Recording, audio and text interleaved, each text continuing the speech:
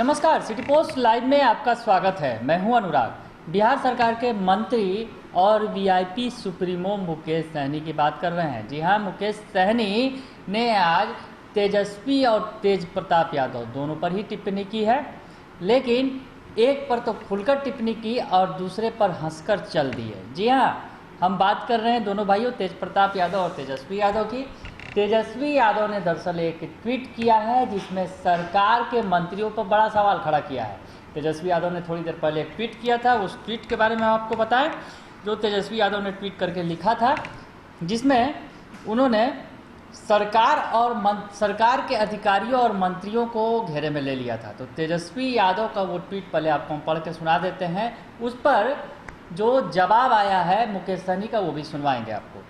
तो पहले तेजस्वी यादव का वो ट्वीट सुनाते हैं जिसमें उन्होंने मंत्री और अफसरों के बीच के सांठगांठ के खेल का उजागर किया और कहा कि दोनों मिलकर जो है भ्रष्टाचार को बढ़ावा दे रहे हैं और अफसरशाही चरम पर है। क्या कुछ लिखा था तेजस्वी यादव ने, वो बताते हैं। बिहार में अफसरशाही चरम पर है, अधिकारी सीना तान सरकारी काम में लापरवाही कर भ्रष्टाचार और रिश्वतखोरी को बढ़ावा देते हैं, जनप्रतिनिधियों को अपमानित करते हैं और नागरिकों को पांव के धूल बराबर भी नहीं समझते। पर सरकार व मंत्रियों को इससे क्या, उन्हें तो बंदरबाट में अपने हिस्से से मतलब है। एक और दूसरा ट्वीट किया जिसमें उन्होंने लिखा, एनडीए सरकार में सत्तारूढ़ दल व बेखौफ अफसरों के लिए भ्रष्टाचार भाई हाथ का खेल बन गया है। दोनों मिलकर अवैध कमाई करते हैं और नागरिक घूस, सरकारी बेपरवाही, परेशानी व भ्रष्टाचार के दुष्चक्र में पिसकर रह जाते हैं। जनता भटक भटक कर रह जाती है, पर सुनवाई कार्रवाई का नामो निशान नहीं होता। तो तेजस्वी यादव ने सुबह सुबह सरकार पर हमला बोला, तो मुकेश सहनी ने भी उन्हें सुना दिया, खूब सुना दिया। और बल्कि यहाँ तक कि क्या कह रहे हैं पहले आप सुन लीजिए, उसके बाद बताएंगे कि क्या कुछ वो कहना चाह रहे हैं। बिहार में एक बार फिर से हावी हो गया है और उसका पैसा जो है वो मंत्रियों तक भी पहुँच रहा है। क्या है तेजस्वी यादव? देखिए, वो विपक्ष में है और वो विपक्ष का काम कर रहे हैं और मुझे लगता है कि वो जो काम कर रहे हैं उन्हें वो करना चाहिए। बाकी सरकार का जो काम है वो सरकार अपने ईमानदारी के साथ हम लोगों को काम करना है। वो विपक्ष में है और मैं तो उसको धन्यवाद दूंगा कि इसी तरीके से 10-20 साल तक विपक्ष में रह के ट्वीट करते रहे। सर विधान परिषद में एक सवाल राजभवन बराबर उठा रहा है, प्रवीण सिंह अभी भी घूम रहे हैं, राज्यपाल ने लेटर उठा रहा है, इस पर क्या कार्रवाई कर रहे हैं? जी हाँ, बेनीवाल पर उठा था ना सवाल यूनिवर्सिटी के विधानसभा, तो उस पर जाँच चल रहा है और कमेटी उसको उस पर है और उसको वो ऑलरेडी वो अभी यहाँ पे नहीं है, पटना में नहीं है, उनको पद मुक्त कर दिया गया है और उस पर जांच चल रहा है। बहुत जल्दी उस पर जो भी है कार्रवाई होगी, अगर ऐसा रहेगा तो पशुपालकों को सबसे ज्यादा दिक्कत हो रही है बाढ़ में। किस तरह से सर बाढ़ में देखिए कि पूरे बिहार में हम लोग खास करके पशु चारा उपलब्ध करा रहे हैं। हर जिला में टेंडर हुआ है और जितना भी जरूरी है उतना हम लोग पशुपालक को चारा उपलब्ध करा रहे हैं, मेडिसिन उपलब्ध करा रहे हैं। निश्चित तौर पर बाढ़ है तो समस्या तो होता ही है, यहाँ पे लोग भी परेशान हैं, तो निश्चित तौर पर जानवर के साथ ये परेशानी है।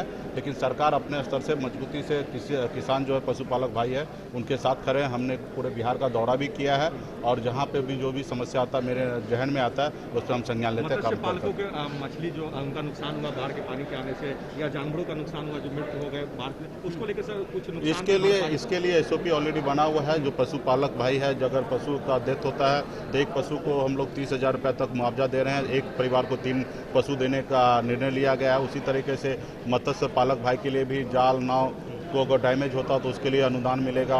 अगर तालाब में से मछली भाग गया तो उसके लिए भी अनुदान है। तो तमाम ऐसी चीज़ें हैं, चाहे मुर्गी फार्म हो या गोट फार्म है, हर जगह पे जहाँ पे भी परेशानी होगा किसान को तो उसके लिए सरकार की तरफ से मुआवजा दिया जाएगा। सर्वे कब से सर? सर्वे ऑलरेडी चल रहा है, उसका आवेदन मिल रहा है जिला पदाधिकारी के पास और वो सब ये इकट्ठा होकर और उसको चयन का अपना जाँच करके उसको लाभ मिलेगा।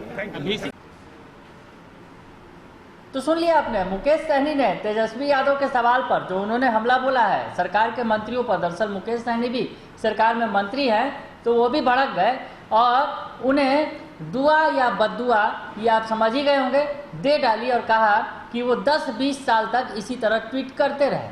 भगवान करे वो इसी तरह विपक्ष के नेता बने रहे और 10-20 साल तक यूं ही ट्वीट करते रहे। उनका अपना काम है सरकार पर हमला बोलना, वो अपना काम कर रहे हैं, सरकार अपना काम कर रही है। तो ये तो बात हुई तेजस्वी यादव की।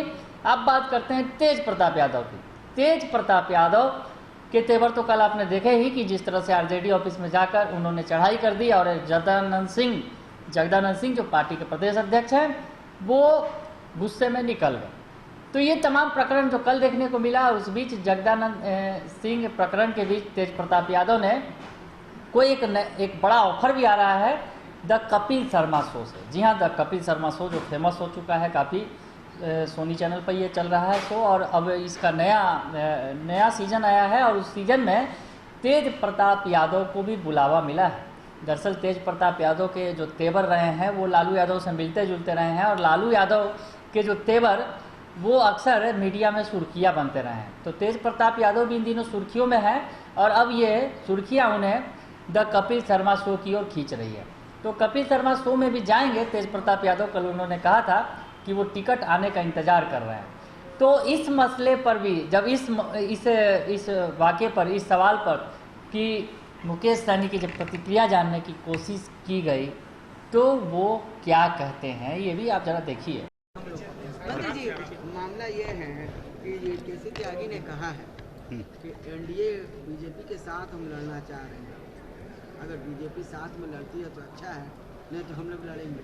आप भी चुनाव लड़ने वाले हैं वहाँ पर, आपका क्या है? आप अकेले हैं?